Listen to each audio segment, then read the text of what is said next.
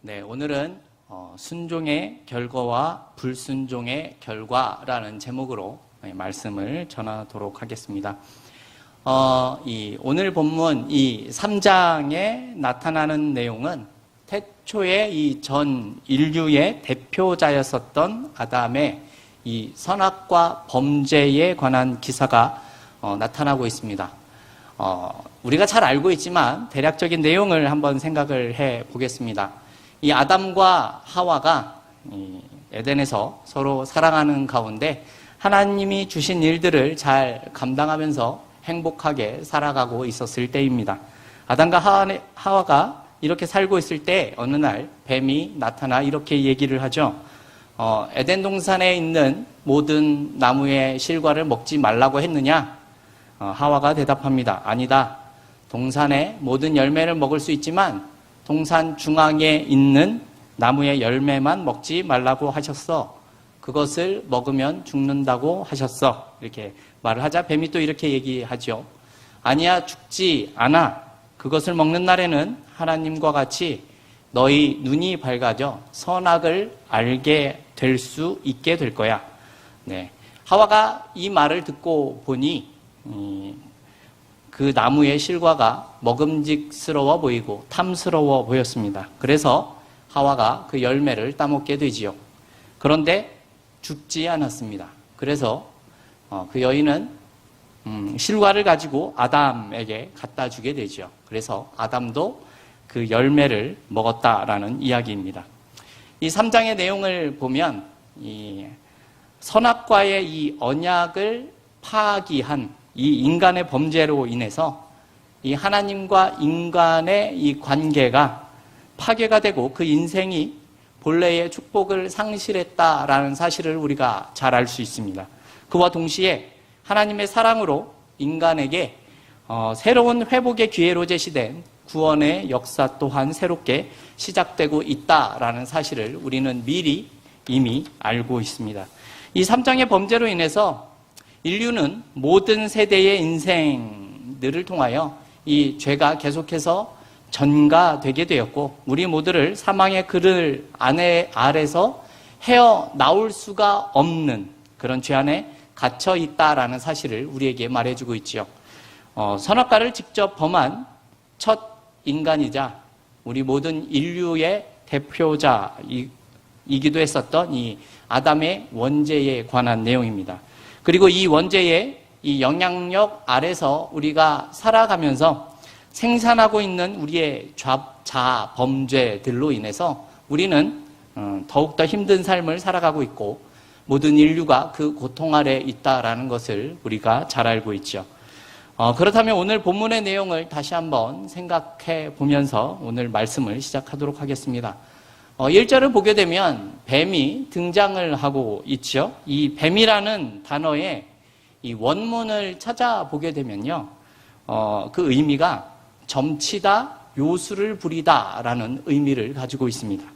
이 단어를 사용하는 것은 마치 요술을 부리고 점을 치는 것과 같이 사람의 그 판단을 흐리게 만들고 사람들을 파멸에 빠뜨리는 그런 미혹의 존재로서 인간에게 다가온 이 뱀의 간악함을 보여주고 있는 그러한 뜻이라고 볼 수 있습니다. 이 뱀에 대한 표현을 보면 이 가장 간교하더라라는 이런 표현이 나타나고 있죠. 하나님께서 이 땅의 온갖 동물들을 창조하시고 하신 말씀이 무엇이었습니까? 네, 보시기에 좋았더라라는 말씀이었습니다. 그런데 왜 이러한 표현이 나오고 있는 것이겠습니까?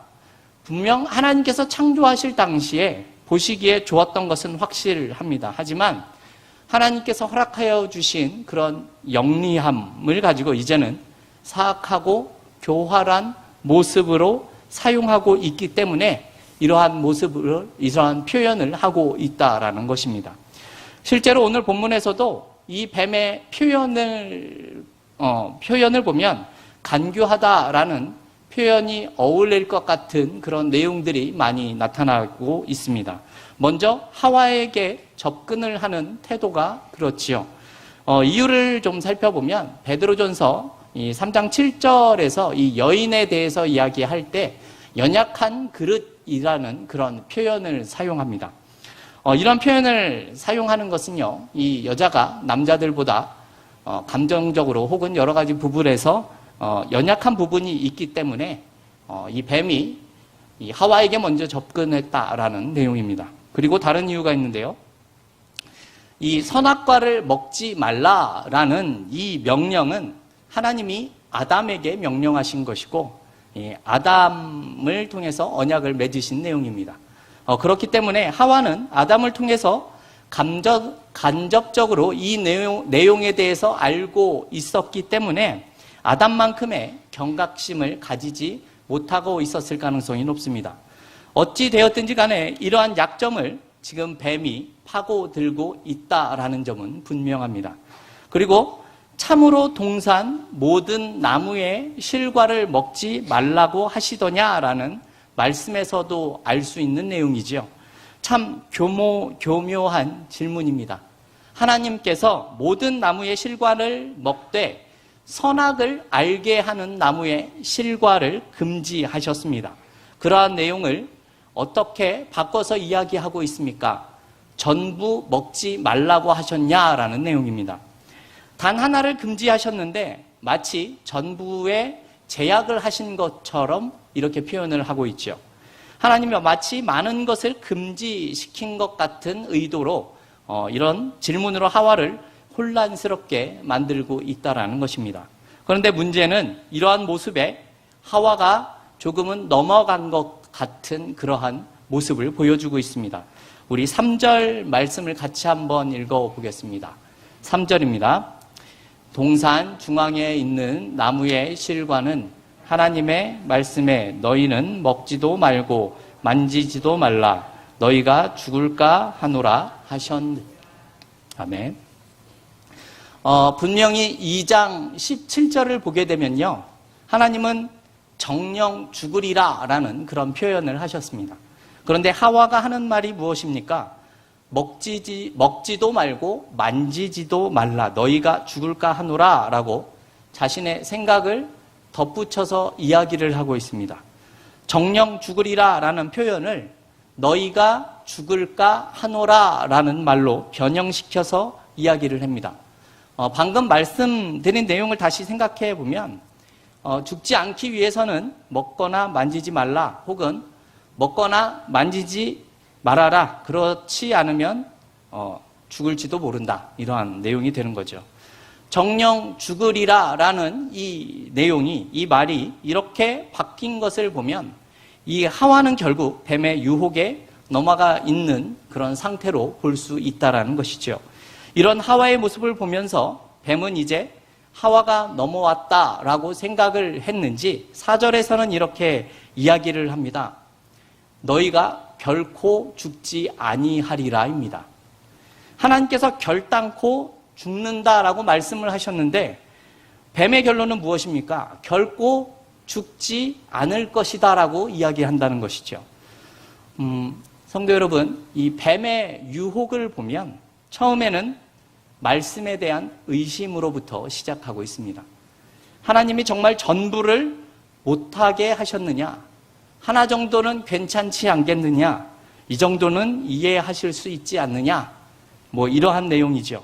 이런 상태가 되자 이제는 확신을 가지고 이야기를 하는 것입니다. 하나님이 틀렸다입니다. 여러분, 인류 최초의 범죄는 하나님의 말씀을 의심하는 것에서부터 시작이 되었습니다. 그 의심이 하나님의 말씀을 변형하고 무시하게 되었고 결국은 범죄를 행하고 있는 모습으로 나타나고 있다라는 것입니다. 우리 인류의 비극이 이렇게 시작이 된 것입니다. 그렇다면 하와가 선악과를 먹은 이유에 대해서 우리가 조금은 생각해 볼 필요가 있을 것 같습니다. 우리 5절 말씀 같이 한번 읽어보겠습니다. 5절입니다. 너희가 그것을 먹는 날에는 너희 눈이 밝아 하나님과 같이 되어 선악을 알 줄을 하나님이 아심이니라. 이렇게 말씀하고 있죠. 이 말씀을 보면 하와가 선악과를 먹은 이유가 무엇이겠습니까? 5절 말씀에 너희 눈이 밝아라는 표현이 나오고 있는데요. 이 말이 어떠한 뜻을 가지고 있을까요? 여러분 이것이 단순히 시력이 좋아진다라는 그런 의미도 맞기는 한데요. 그것보다는 조금 더 깊은 의미가 있습니다.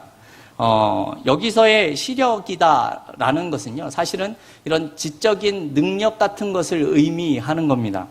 잘 보게 되는 것은 맞는데요. 어떻게 보면 약간의 그 통찰력 같은 것을 의미하는 그런 내용입니다. 눈이 밝아지는 거죠. 예를 들어서 제가 예전에 아는 어떠한 분이 장사를 하셨는데요. 이분은 어떤 손님이 들어오는 것을 보면 저분이 한두 장을 사 갈 것인지 아니면 몇십 장, 몇백 개를 사러 오는 사람인지를 딱 보면 알 수 있게 되었다라는 그런 이야기를 하신 적이 있습니다. 이 경험상 알게 되는 통찰력 같은 그런 지식을 이야기해주고 있는 겁니다. 또 5절을 보면 다른 이유도 나와 있죠. 바로 선악을 알게 되는 것입니다. 선악을 알게 되는 것. 여기서의 선이라는 것은 온갖 종류의 긍정적인 것이고 그 선행을 의미하는 겁니다. 악은 반대로 온갖 그 부정적인 그런 악과 악행을 의미하는 겁니다.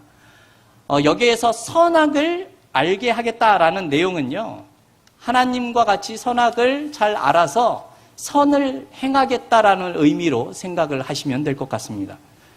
여러분 이런 내용을 보면 아담과 하와가 선악과를 먹은 이유는 사실은 나쁜 이유가 아닙니다. 하나님을 대적하고 자신의 존재를 드높이기 위해서는 아니었습니다.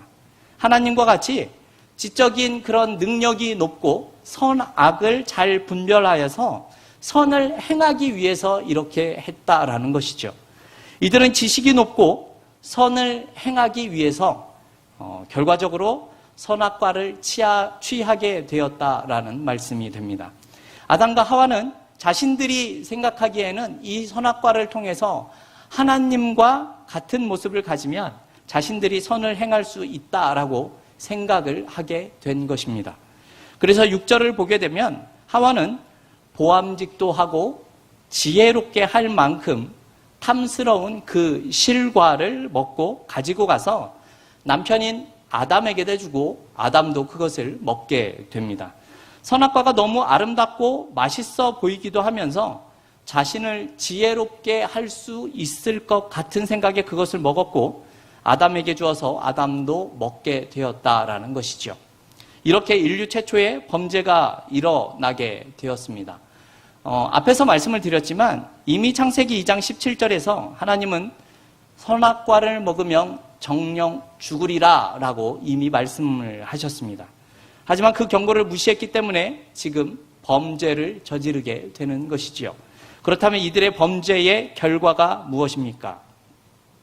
여러분 아주 중요한 내용이죠. 바로 수치를 알게 되었고 두려움을 알게 되었다라는 내용입니다. 분명히 2장 25절에서 이렇게 말씀을 하셨습니다.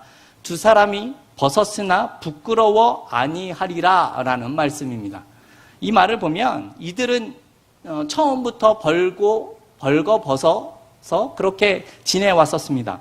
얼마나 오랜 시간을 이렇게 살았는지는 잘 모르겠지만 이때에는 서로에게 부끄러운 모습이 보이지 않았고 부끄러움을 느끼지 않았었습니다. 하지만 오늘 본문 7절은 이렇게 말을 합니다. 이에 그들의 눈이 밝아 자기들의 몸이 벗은 줄을 알고 무화과 나무 잎으로 엮어 치마를 하였더라입니다. 네.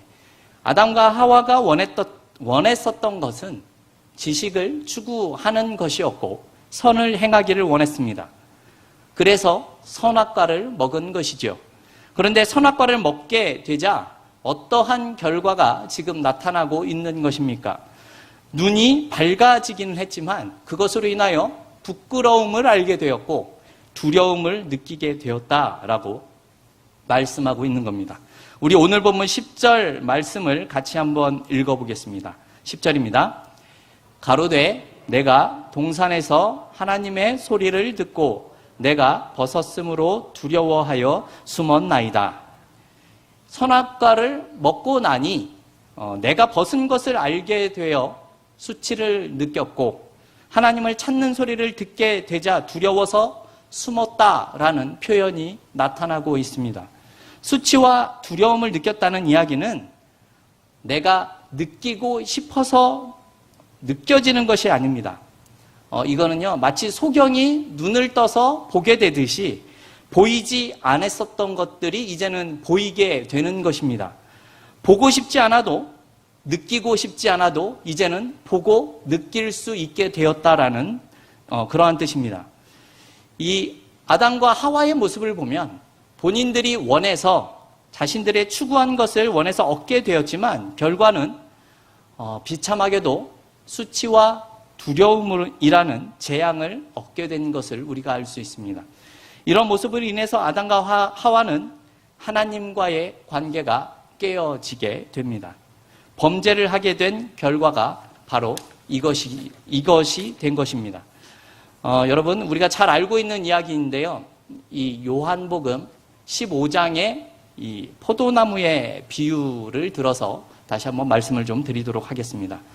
많이 들어서 잘들 아시고 있는 그런 내용이라고 생각합니다. 이 비유에서 하나님은 농부이시고 예수님께서는 포도나무이시고 우리는 나무에 붙어있는 가지라고 그렇게 말씀하고 있죠.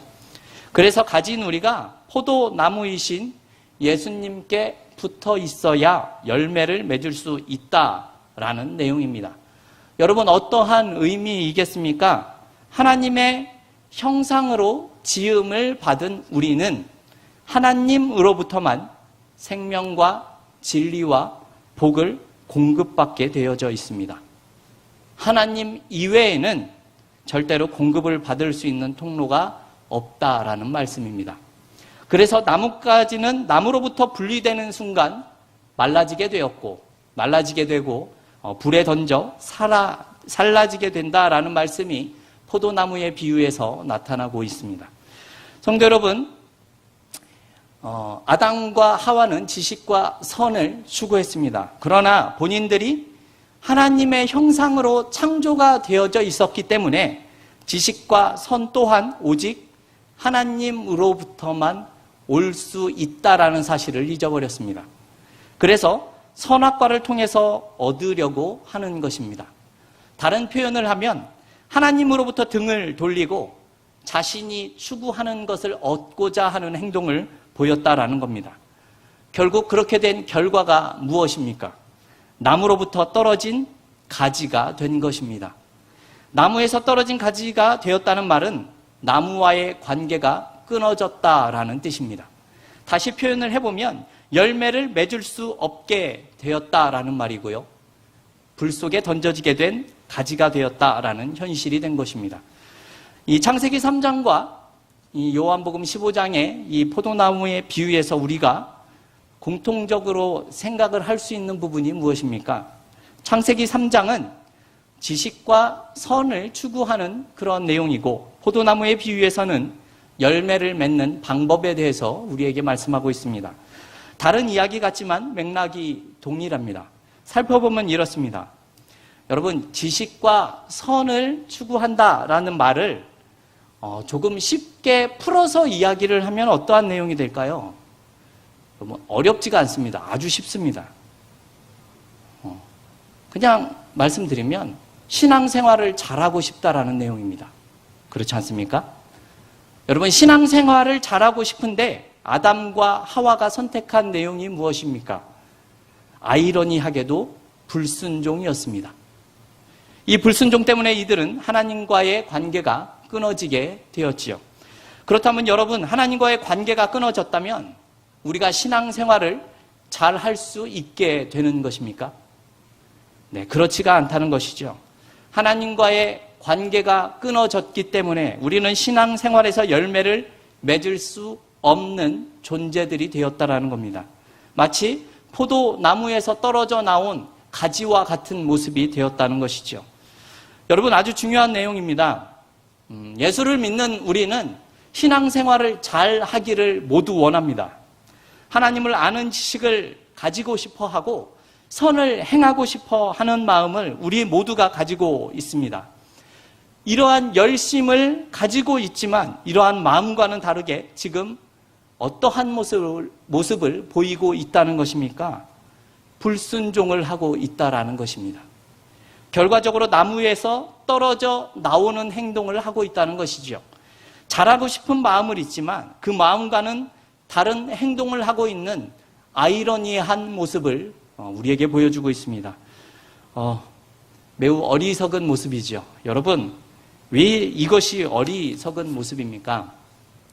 아담과 하와는 지식을 추구하고 선을 행하고 싶었지만 이들이 선택한 모습은 선악과를 먹는 모습으로 지식을 추구하고 선을 행하려고 한다라는 말입니다.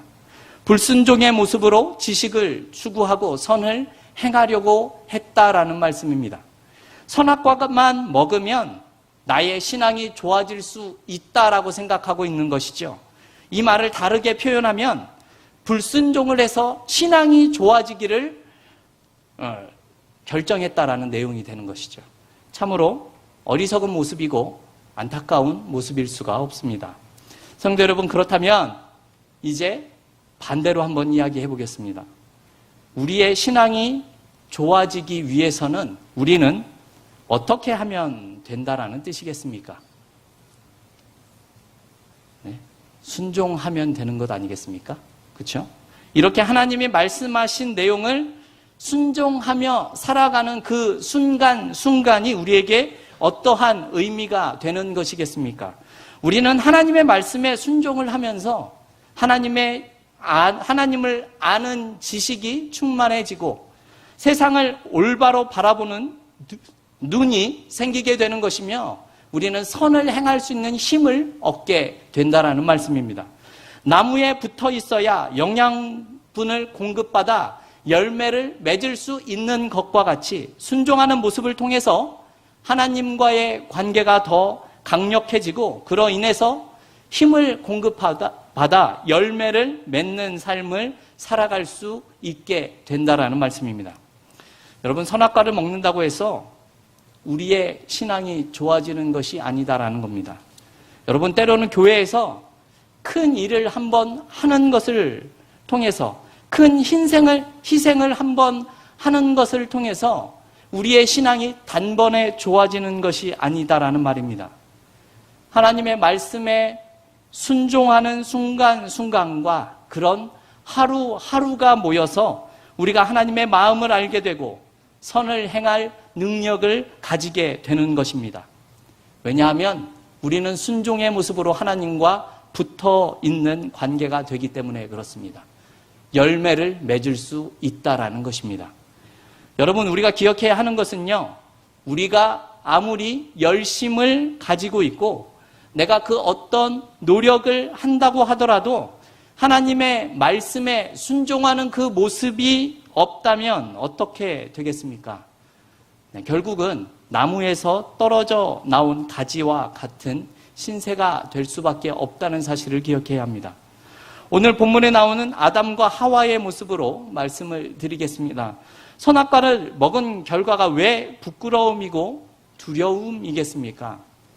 자, 생각해 보십시오. 여러분, 우리가 순종하지 못하고 불순종의 모습을 보이게 되면 우리는 하나님 앞에서 어떠한 감정을 가지게 되는 것이겠습니까?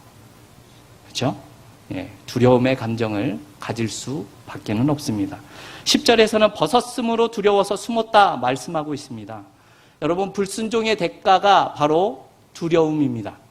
하나님과의 관계가 끊어진 상태이고 불순종으로 인하여 하나님 앞에 나아갈 수 없는 존재가 되는 것입니다. 그리고 우리는 이 불순종의 모습으로 부끄러움, 즉 수치의 모습을 보게 될 수도 있다는 것이죠. 이제는 서로의 부끄러운 모습을 볼 수 있게 된 것입니다. 그래서 자신을 가리고 숨게 되는 것이죠. 이렇게 나의 부끄러움을 알고 다른 사람의 부끄러움을 볼 수 있게 되었다면 우리는 자신의 모습은 가리고 싶어 하고 다른 사람의 부끄러움을 때로는 드러내고자 하는 모습을 보이게 됩니다. 이러한 모습을 가진 아담과 하와는 어떻게 하죠? 무화과 나무 잎으로 엮어서 치마를 만들어 자신의 부끄러움을 감추는 모습을 보이게 됩니다. 여러분, 지금도 마찬가지가 아닌가 생각합니다. 우리는 우리의 부끄러움을 감추기 위해서 남들이 부러워할 만한 것으로 자신의 모습을 포장하며 살아갑니다. 마치 부끄럽지 않은 것처럼 말입니다. 하나님 앞에 불순종을 했으면서도 마치 아무 일이 없는 것처럼 자신을 감추고 포장하며 살아갑니다. 때로는 하나님을 그 소리를 두려워 피했었던 아담과 하와처럼 교회에도 나오기 싫어지는 모습이 생기기도 하지만 그럴듯한 포장지를 가지고 우리를 가리우며 살아갑니다. 마치 아무 일이 없는 것처럼 말입니다. 하지만 여러분, 아무리 감추려고 해도 감출 수 없는 것이 있습니다. 그것이 무엇입니까? 바로 불순종의 결과입니다. 오늘 말씀의 제목이 순종의 결과와 불순종의 결과이죠. 그렇다면 불순종의 결과는 무엇입니까? 여러분, 아무리 좋은 포장지로 감추려고 하고 만들려고 해도 감출 수 없는 것은 바로 열매에 있다라는 것입니다. 불순종의 모습으로는 순종의 열매를 만들어낼 수가 없는 것입니다. 우리의 열매는 이 세상에서 잘 사는 사람들이 보여주는 것과 같은 그러한 내용이 아닙니다. 그런 것을 예수 믿는 자들의 열매로 생각하는 그런 생각을 우리는 가지시면 안 될 것 같습니다. 여러분, 갈라디아서 5장 22절과 23절에서는 성령의 9가지 열매에 대해서 말씀하고 있죠. 우리 같이 한번 읽어볼까요? 오직 성령의 열매는 사랑과 희락과 화평과 오래 참음과 자비와 양성과 충성, 온유와 절제니 이 같은 것을 금지할 법이 없느니라. 아멘.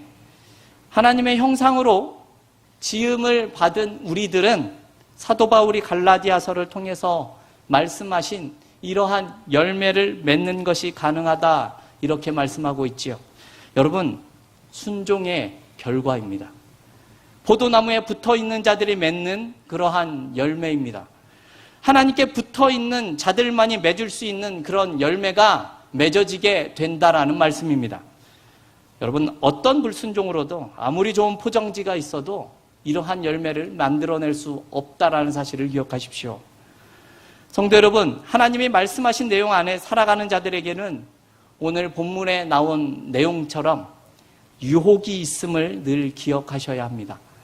아무리 좋은 결과가 나타난다라고 누군가 이야기하더라도 하나님이 원하시는 일이 아니라면 과감하게 끊어낼 수 있어야 합니다. 왜냐하면 우리와 하나님과의 관계가 끊어질지도 모르는 상황이 맞이할 수도 있기 때문입니다. 저와 여러분은요, 이 순종의 결과로서 맺어지는 열매로 세상 끝날까지 하나님께 영광을 돌리며 살아갈 수 있는 주님의 자녀들이 다 되어지기를 주님의 이름으로 축원합니다.